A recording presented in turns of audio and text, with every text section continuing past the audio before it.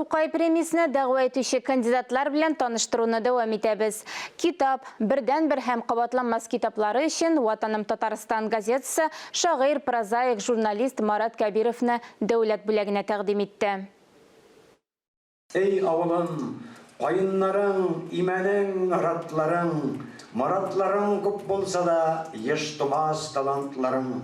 Марат Кәбиров 1-2 ел элек Тукай премиясына карата үз фикерен язып, мантык эзләргә тырышып караган иде. Ул эзләгән сорауларга җавап тапканы билгесез, әмма аның да быел бер юлы 2 китабы әдәбият өлкәсендәге иң дәрәҗәле бүләккә тәкъдим ителә. Беренчесе 2017 елда басылып чыккан Китап романы, икенчесе 2013 елда нәшр ителгән Бердән-бер һәм кабатланмас дип аталган әсәре.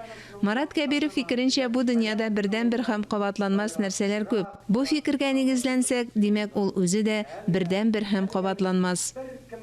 Марат беренче чиратта ул безнең туган туфрак язучысы, Илеш язучысы.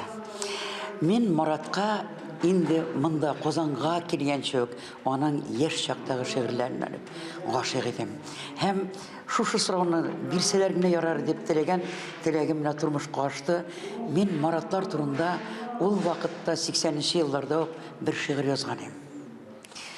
Гашыйк булдым бер юлы 3 Маратка. Булай булса минем эшләр харапла. Беренчесе Марат Муслим кире кайтмый. Инде нишлим? Икенчесе Марат Кәрим шигырь яза дип бу бик нык барым. Өченчесе Марат Кәбир.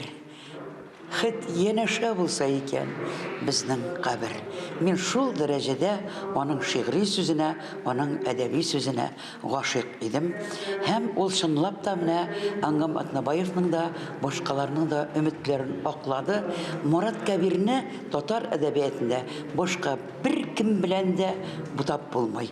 Аның әдәбияты, аның әдәби сүзе үзенчәлекле. Иҗат куәсен ул Әнгам Атнабаевтан алса, үзенчәлекле булуының үзеннән башкаларга охшамаган күңел дөньясыннан килә.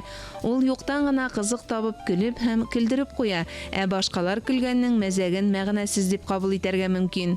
Иң файдалы китап ул Конституция, без аны яттан белергә тиешбез, ләкин кызык итеп язылмаган, берәү дә укымый.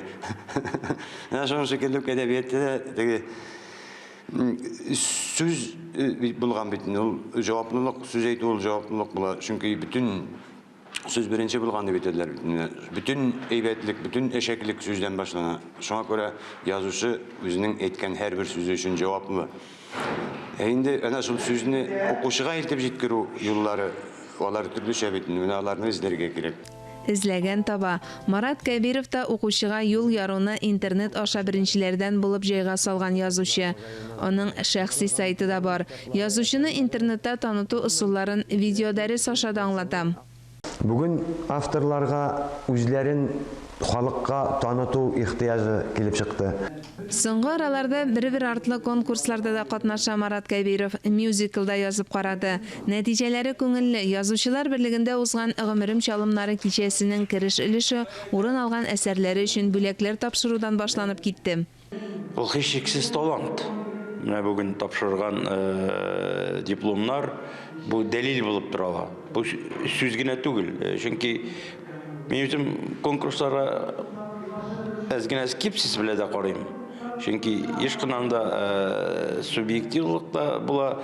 Иҗат бит инде ул шундый бер теге әйтәр бит, шигырь бит ул доллар түгел һәркемгә дә шарга дип. Шуңа күрә анда һәркемнең менә хатын-кыз шигырьләре бар дибез без. Ул әйбердә бар. Алар аерылып торалар. Чынлап та язучыны, шагыйрьне әсәреннән тану ул аның талант икәнен күрсәтә. Марат Кәбиров та әсәрләреннән таныла торган язучы, шагыйрь. Йөрәгем телем, шигенү мөмкин түгел, шигенү ярты үлем. Аз гына шыда җаным, бер адым, ярты адым, бер адым, ярты адым. Аның шигырьләренә шактый гына җырлар да иҗат ителгән. Якташы Ризван Хәкимов белән язганнары да бар.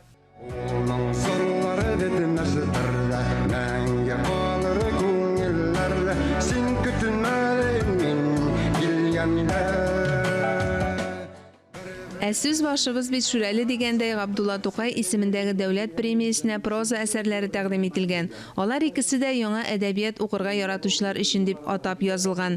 Бер җөмлә белән генә әйткәндә, Фатыйма һәм аның балалары язмышы сурәтләнә. Ана җир йөзендә Аллаһы Тәгаләнең җирдәге бер илчесе, әмма балалары шуны аңламый. Гади генә тоелган хакыйкать әсәрдә Марат Кәбировка гына хас тел үзенчәлеге, диалоглар аша көтелмәгән вакыйгалар, яшәү, үлем фәлсәфәсе аша аңлатыла. Казан университеты галимәсе Ландыш Йөзмөхәммәтова Марат Кәбировның бердән-бер һәм кабатланмас романында концептуализм алымнары дип аталган мәкаләсендә әсәрне безнең карашка бу роман татар прозасының иң яхшы үрнәкләренең берсе. Ул камил сәнгать формасында ачылган хәзерге заман өчен актуаль, концептуаль модель буларак бәяләгән. Марат Кәбиров гадәти булмаган темаларда, жанрларда яза. Әйтик, магик реализм, фэнтези булар татар әдәбиятында юк диярлек. Китап романы да моңа кадәр татар әдәбиятында Гаяз Исхакый гына җөрәт иткән антиутопия жанрында язылган. Гомумән, Марат Кәбир иҗатта гел эзләнүдә. Кемдер мәхәббәт турында гына яза, мәхәббәт темасында яза, аның укучылар беләләр, алдан белеп торалар, бу кешедән нәрсә көтеп була бу автордан. Минем алай түгел, минем теге мәхәббәт романына гашык булсалар, шундый ук мәхәббәт романыдыр дип тотыналар. Ул теге китап кебегрәк не килеп чыга бит, теге антиутопия монда, теге кемнәрдер теге ужастик дип әйтә бит, хоррор дип әйтәләр. Ана шундый жанрны ошата, икенче әсәрне карай, икенче төрле килеп чыга. Шуңа күрә монда әзгенә фикерләр теге төрлечә булырга мөмкин. Мин инде теге бер кашанда бер әсәрдә фақат мактау гына китәлер дип уйламыйм. Ул ниндидер фикер әйтүләре ул инде әйбәт дигән сүз. Чөнки кеше сиңа иҗатыңа битараф түгел икән, бу инде нәрсәгәдер ирештем дигән сүз.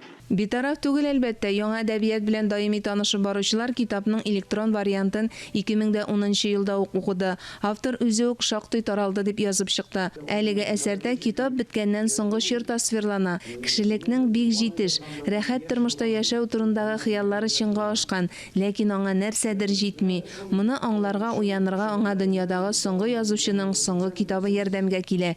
Төп герой Илдар киләчәк кешесе булса да бүгенге көнгә кайта. Аның сөйгәне Ләйлә. Кыскасы, китап адашкан җаннарга үгет нәсихәт бирүче роман. Белемнән, тәрбиядән һәм мәдәнияттән ваз кичкән кешелек әлбәттә котышкыч сынауларга дучар була. Әдәбият белгече, тәнкыйтьче Миләүшә Хәбетдинова фикеренчә, Марат Кәбиров чит ил һәм моңа кадәр билгеле булган әдәби әсәрләрдән этәргеч ала. Бу начар түгел, әлбәттә, әмма кабатлану тәэсире калдыра.